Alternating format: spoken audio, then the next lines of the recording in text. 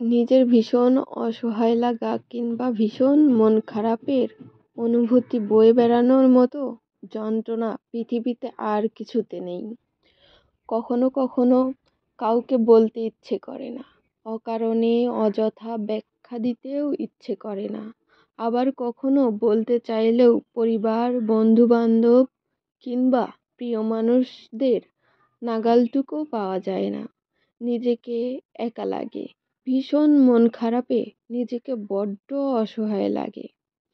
অনুভূতি মানুষকে নিজের কাছে আরো বেশি অসহায় করে তোলে, মানুষের চাইতে বেশি যন্ত্রণা পায় যখন সে তার প্রচণ্ড মন খারাপ কিংবা অসহায় লাগা মুহূর্তে চেনা মানুষগুলোকে পাশে পায় না।